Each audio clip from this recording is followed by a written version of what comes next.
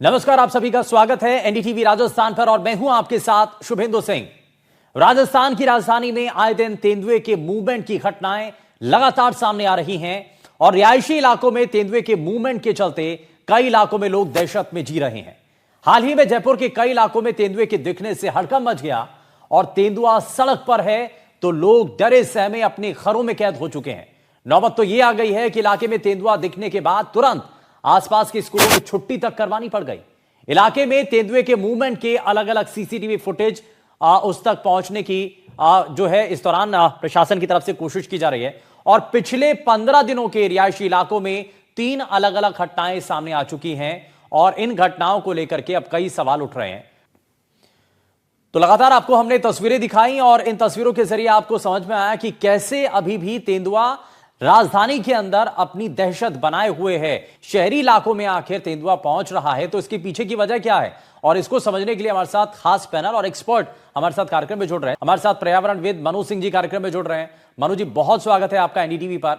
मैं मनु सिंह जी को भी वापस से जोड़ रहा हूं कार्यक्रम में। मनु जी, इसमें आपको क्या दिखाई दे रहा है? इसमें एक तो पॉइंट ये हो गया कि भाई माइनिंग हो रही है और माइनिंग की वजह से बहुत हद तक चीजें, जंगल के अंदर की चीजें डिस्टर्ब हो रही हैं और इसी को लेकर के, क्योंकि जो जंगल के अंदर रहने वाले जो जीव हैं वो थोड़ा शांति पसंद करते हैं, लेकिन वहां पर जब हलचल हो जाती है तो वो वहां से बाहर निकलते हैं और जब बाहर निकलते हैं तो शहर की तरफ आते हैं, वहां पर हंगामा हो जाता है।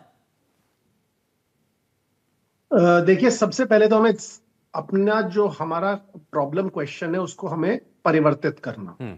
सबसे पहले तो खुले तौर पे जो सुनैन सर ने कहा, मैं उनको साधुवाद देते हुए एक बात बड़े स्पष्ट रूप में कहना चाहूंगा कि the animals are not intruding our urbanized area. Our urbanized area is intruding their habitat.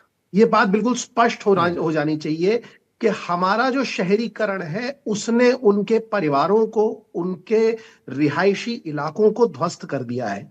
अगर असली कोई मूल निवासी है वहां के, तो वो वनों में रहने वाले वन्य जीवी हैं। और वन्य जीवी जो मूल निवासी होता है उसका मूल अधिकार क्या होता है? उसका मूल अधिकार होता है जल, उसका मूल अधिकार होता है जंगल, उसका मूल अधिकार होता है शिकार। हमने शहरीकरण के नाम पर सब पर कुठाराघात किया है। वन भूमि का शरण तो हुआ ही है, साथ ही साथ आप देखेंगे जो सुनैन सर ने भी बात कही है कि किस प्रकार माइनिंग होती है, और जब माइनिंग होती है तो उसके जो कुप्रभाव होते हैं, और ये तो मैं लीगल माइनिंग की बात कर रहा हूं। इलीगल माइन कोर एरियाज के अंदर, हमने कई बार चर्चा करी है, सरिस्का में, रणथंभौर में कोर एरियाज के अंदर चल रही है, धड़ल्ले से चल रही है। तो अगर आप लेपर्ड हैं, थोड़ा अपने आप को उसके जूतों में रख के देखते हैं कि अगर आप लेपर्ड हैं, आपका शिकार वहां से चला जाता है। अब लेपर्ड बाहर दिखता है तो हम बड़े चिंतित हो जाते हैं। इन्हीं इलाकों में 800% से अधिक जो नीलगाय हैं, जो सांबर हैं, वो दिखाई देते हैं। तब हमारा अलार्म नहीं बजता कि ये बेचारे भी जंगल से बाहर आ गए हैं, यही लेपर्ड का शिकार हैं, इन्हीं के पीछे लेपर्ड आएगा। जब बेचारा वो कोनों पर आता है, बिल्कुल इलाके के अपने कोर एरिया से, जंगल के इलाके से शहर में आता है, वहां पे रिजॉर्ट बने हैं जिनमें रात भर डीजे चल रहा है, वो जोर जोर की आवाज होती है, वो कहीं भागता है, वो शहर के अंदर भाग जाता है।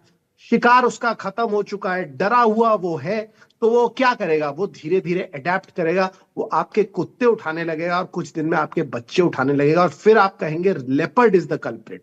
लेकिन ये बहुत गलत तरीका है। हमने शहरीकरण का एक माध्यम बनाते हुए ये जो मूल निवासी हैं, जो असली मूल निवासी हैं जंगलों के, उनके ऊपर इसको एक अन्याय का कारण बना दिया है। जब तक ये एक समग्र विकास नहीं होगा मेरे हिसाब से, तब तक ये घटनाएं नहीं रुकेंगी। मनु जी, बहुत बहुत शुक्रिया, बहुत अच्छे से आपने समझाया। बहुत सारे लोग क्योंकि इस बात को ये समझ नहीं पाते हैं, ये नहीं समझ पाते हैं कि भाई इसके पीछे की जड़ क्या है, वजह क्या है, क्यों आखिर वो जंगल से छोड़ करके शहरों की तरफ आ रहे हैं। बहुत शुक्रिया आपका, आप बहुत अच्छे तरीके से आपने समझाया। मैं इसमें मनु जी को एक बार जरा जल्दी से जोड़ लेता हूं, उसके बाद मैं सुनैन सर के पास आता हूं। मनु जी, एक चीज और, अभी हाल ही में जो घटना हुई जयपुर के अंदर, जब तेंदुआ ये दिखाई दिया तो पता चला कि रात के समय में वो दिखाई दिया था, अंधेरे में आया था, उसके बाद सीसीटीवी में उसकी तस्वीरें आई, लेकिन उसके बाद से वो दिखाई नहीं दिया। तो उसकी टेंडेंसी भी क्या है, क्या प्रवृत्ति है, क्या वो छुप करके रहता है, रात के अंधेरे में ही मूव करेगा अगर शहरी इलाकों में आ गया तो इसके बारे में कुछ बता सकते हैं? क्योंकि एक्सपर्ट्स की सलाह ही अब प्रशासन के लिए बहुत महत्वपूर्ण रहेगी। जी देखिए, सबसे पहले तो नॉक्टर्नल प्रिडेटरी एनिमल है, यानी ये रात में ही अपना प्रिडेशन का काम करते हैं। बहुत ज्यादा अपॉर्चुनिस्ट होते हैं, बहुत ज्यादा घात लगाकर शिकार करते हैं। तो ये कोई चौंकाने वाली बात नहीं कि दोबारा नहीं दिखा। ये उसकी प्रकृति का हिस्सा है कि वो दोबारा नहीं दिखेगा। अगर जब तक कि वो अपने शिकार पे जीरो इन नहीं कर लेता, फिर वो उसके आसपास रहता है। तो ये बहुत ही ज्यादा खतरनाक स्थिति में हमारा जो विकास, में बार बार उसी मुद्दे पे आता हूं कि एक तो आपसे ये समझिए ना कि हमने पेड़ लगाने के नाम पर एक ऐसा फ्रॉड कर रखा है इस देश के साथ कि हम ये कहते हैं कि इकोलॉजिकल जोन का डिस्ट्रक्शन अगर आपको उसको कॉम्पनसेट करना है तो शहर में पेड़ लगा दीजिए। अब इससे दो बातें हो रही हैं, और राजस्थान में खास तौर पर, कि जो इकोलॉजिकल जोन का है, जो एरिया है, वहां पे हमने बहुत बड़े बड़े रिजॉर्ट के नाम पे या कुछ नाम पे पेड़ कटवा दिया और उनको बोला प्लांटेशन शहर में कर दीजिए।